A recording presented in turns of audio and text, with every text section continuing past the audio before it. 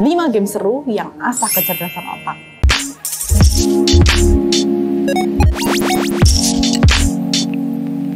Nah, sesuai dengan permintaan Kak Marci Tania kemarin yang minta dibacain khususnya di bagian bab main games. Nah, di sini sebenarnya teman-teman, penulis ini sudah menuliskan 5 jenis permainan yang bisa asah kecerdasan otak kita ya. Di sini yang pertama ada yang namanya catur, chess. Siapa yang nggak kenal permainan catur ya? Para pemain dunia catur itu aja mereka wah keren banget ya, bisa bahkan melihat gerakan lawan itu 3-4 langkah ke depan ya.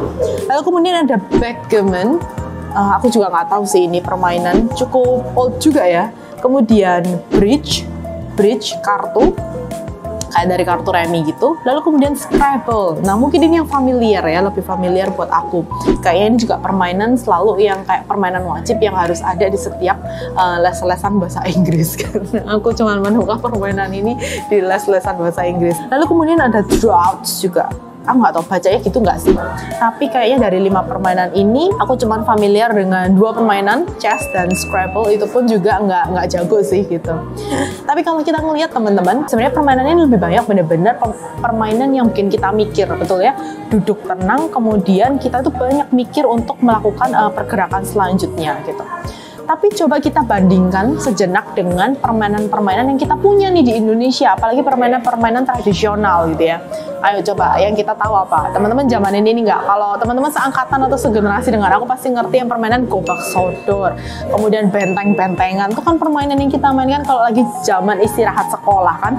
Lalu kemudian masuk kelas keringetan semua gitu. Lompat tali, engklek. Teman-teman ngeliat apa nih perbedaannya? Kalau dari 5 jenis permainan yang ada di sini dengan permainan-permainan tradisional yang kita punya. Kalau aku lihat sih teman-teman sekilas gitu ya, kita bisa lihat bahwa permainan-permainan tradisional yang kita punya di Indonesia ini nggak cuma melatih yang namanya kecerdasan berpikir loh ya, tapi juga yang namanya melatih kecerdasan emosi serta kecerdasan motorik kita sih. Bayangin aja kalau ngomongin permainan cupluk-cupluk suung gitu aja, atau petak umpet itu kita juga dilatih untuk jadi sportif kan. Nggak boleh lihat nih sampai teman-teman benar-benar hitungannya selesai dan mereka selesai sembunyi gitu sih. Ngomongin sportivitas ini kan ngomongin something yang kecerdasan emosional gitu ya. Kamu main benteng-bentengan, kamu tahu main itu sama teman kamu, nggak mungkin kan kamu akan geret teman kamu, yang penting kamu menang gitu sih. Ini juga belajar bagaimana kita menjunjung sportivitas, kerjasama, itu adalah kecerdasan emosional teman-teman ya. Bahkan kecerdasan motorik karena kita banyak bergerak banget ya, lincah, melatih kelincahan juga supaya kita nggak kena nih gitu ya, nggak kena tangkep sama musuh kita. Nah, itulah perbedaannya teman-teman. Kaya banget kan ternyata permainan tradisional yang ada di Indonesia ini. Nah, by the way, sebenarnya 5 permainan yang disarankan di buku ini, ya kita tahu lah ya, ini buku cetakan tahun 2011 ya teman-teman. Dan ngomongin tahun 2022, ini udah lewat 1 dekade sendiri gitu. Dan mungkin teman-teman jadi berpikir, oke, kalau permainan zaman sekarang apa ya? Kalau udah nggak zaman lagi namanya lompat tali, gobak sodor, petak umpet. Tenang teman-teman, lihatlah ini juga penemuan manusia yang menunjukkan bahwa manusia itu sangat kreatif ya. Kalau ngomongin permainan yang kekinian zaman sekarang, kita tahu belakangan ini tuh sekarang lagi rame yang namanya board game, right? Board game. Nah, nggak tahu ini kayaknya cuma aku aja yang katrok gitu ya, karena beberapa waktu yang lalu adik-adik aku tuh ngajakin aku mainan board game teman-teman di The Vault Board Game yang ada di Supermall ya. Nah teman-teman, itu salah satu tempat nih, ternyata setelah aku cari-cari gitu ya, ternyata di Surabaya pun ada 3 tempat juga nih. Ada 2 kafe lagi yang mereka juga punya board game yang bisa dimainkan bareng teman-teman kamu, bahkan dengan keluarga kamu. Salah satunya ada di Plaza Graha Family teman-teman, Board Game Time. Atau kalau kamu yang rumahnya di daerah timur tuh dekat-dekat Mulyosari situ, ada Table Toys Board Game Library. Sih, banyak banget kan ternyata di Surabaya. Nah, teman-teman boleh deh juga yang juga tinggal di Surabaya, mungkin kalau teman-teman tahu ada cafe di dekat kalian yang juga punya board game yang bisa dimainkan, teman-teman boleh tulis di kolom komen ya. Sehingga kita juga bisa saling share info nih. Mana nih kafe-kafe yang punya board game di dekat rumah kamu. Bahkan juga teman-teman yang dari luar kota yang nonton ini juga bukan dari Surabaya, teman-teman juga boleh tulisin kalau di kota-kota kamu di mana aja sih kamu bisa dapetin permainan-permainan ini. Nah, kalau kemarin di board game itu sama adik-adik aku seru banget. Kita itu kalau di default itu sistemnya adalah kita kayak bayar sekali di awal, tapi kemudian kita bisa main semua permainan yang ada di sana itu selama seharian. Dan ini bisa dibilang kita masuk dari mungkin jam 11-an gitu kali ya, baru pulang itu malam hari teman-teman. Ya ampun, itu bener-bener apa ya, fun banget, gak kerasa waktu kayaknya terbang begitu cepat. Tapi setelah selesai bermain malam itu, gila teman-teman, ini sensasinya ya, udah pada lapar semua.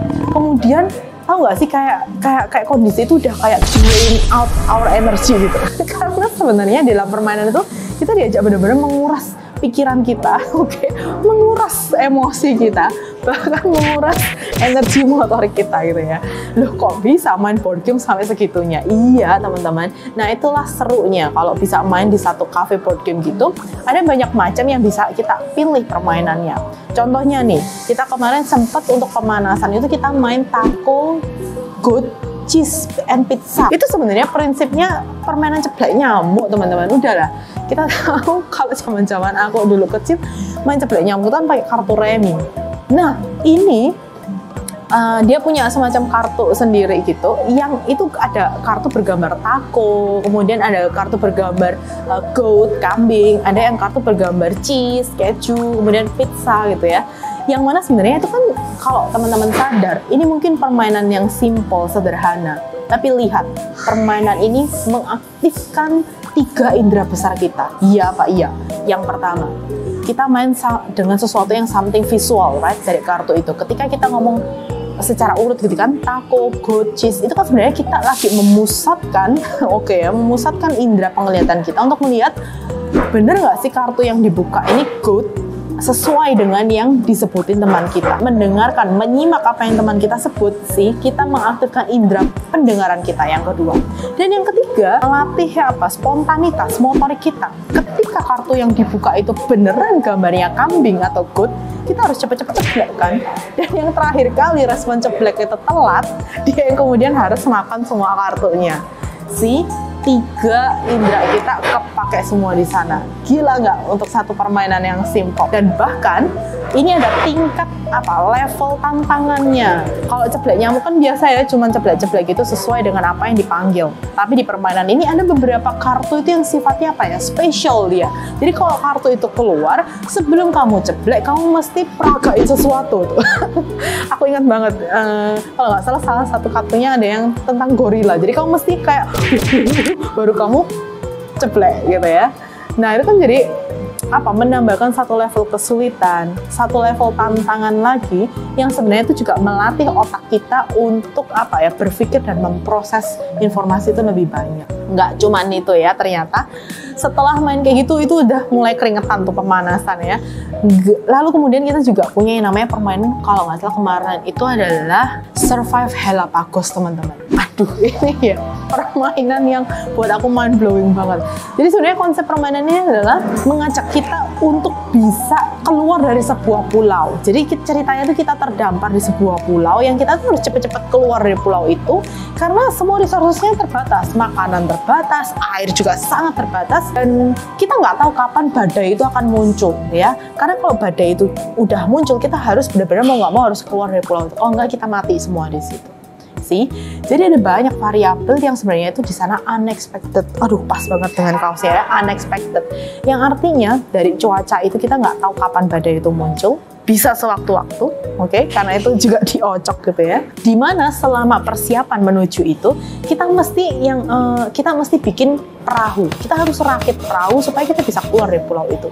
Dan terbatas dong, satu orang cuma bisa satu perahu dan itu butuh sekian balok kayu misal gitu. Lalu kemudian selama perjalanan kamu lolos dari pulau, artinya kamu harus juga bawa perbekalan. Perbekalan juga dapatnya nggak gampang teman-teman, karena kadang yang namanya air, karena di sana nggak ada mata air ya, jadi itu hanya mengandalkan hujan. Jadi kalau hari itu nggak hujan ya udah nggak ada air gitu. Padahal selama kita mempersiapkan perahu kita juga butuh makan dan minum sehari-hari. Nah itulah teman-teman, banyak banget kriteria atau kondisi-kondisi yang satu unexpected, satu juga sangat-sangat terbatas, sehingga itu mendesak kita untuk mikir ya, gimana caranya yang strategis agar semua orang bisa selamat keluar dari pulau itu. Sebenarnya ada satu deck lagi gitu ya, satu tumpukan kartu yang itu kita bisa dapat kayak beberapa hal dari situ gitu. Dan ternyata gitu ya, ini baru tahu, ternyata ada juga gitu ya orang-orang yang menyimpan gitu ya sebuah pistol dan peluru gitu. Sehingga pada saat di akhir ketika badai itu datang, kita tahu nih, kita sadar bahwa ternyata harus ada dua orang yang kemudian harus ditinggal ya supaya kita bisa lolos dari pulau itu. Dan bayangin nggak, ternyata ada juga yang memanfaatkan yang namanya pistol dan peluru itu untuk bunuh temannya supaya dia tereliminasi dan perbekalannya bisa buat dia dan kemudian dia bisa lolos dari pulau itu. Ini kan sangat mind blowing banget ya. Kadang kita juga mungkin ini akan seru kalau ini dimainkan bersama dengan keluarga atau teman-teman terdekat. Kamu jadi tahu ternyata dia itu orang yang kayak gimana sih gitu kan.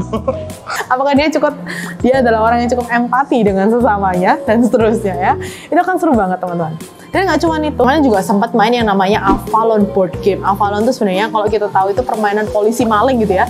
Tapi ini ya itu tadi, dielevasi lagi permainan ini. Ada tingkat-tingkat kesulitan tertentu yang mesti kita mainkan. Dan itu kalau teman-teman sadar itu sebenarnya melatih permainan observasi kan teman-teman ya. Bagaimana kita bisa mengobserv gerak-gerik, body language satu sama lain, mana yang menunjukkan kecurigaan dan seterusnya. Dan di satu sisi, teman-teman juga belajar bagaimana mempersuasi teman-teman yang ada di sana supaya teman-teman itu nggak menuduh kamu sebagai orang jahatnya, right? Dan kalau kamu memang benar-benar adalah orang jahatnya beneran, kamu juga perlu melakukan itu dong untuk menyelamatkan diri kamu. Nah, itu teman-teman, itu baru 3 permainan dari kalau nggak salah 6 deh yang kita mainkan hari itu. Lihat ya, seru banget kan? Bahkan dari permainan yang mungkin kelihatannya sederhana, tapi sebenarnya kita belajar banyak hal. Kita melatih nih ya, nggak cuma melatih kecerdasan berpikir, tapi juga kecerdasan emosional dan kecerdasan motorik kita. Ya. Jadi ayo, siapa nih yang kemudian langsung mau bikin jadwal untuk main board game bersama teman kamu atau keluarga kamu? Cus deh ya. Nah, buat teman-teman yang juga kemudian tertarik, ada apa lagi sih cara untuk melatih kecerdasan otak kita dengan cara yang fun? Simak video selanjutnya.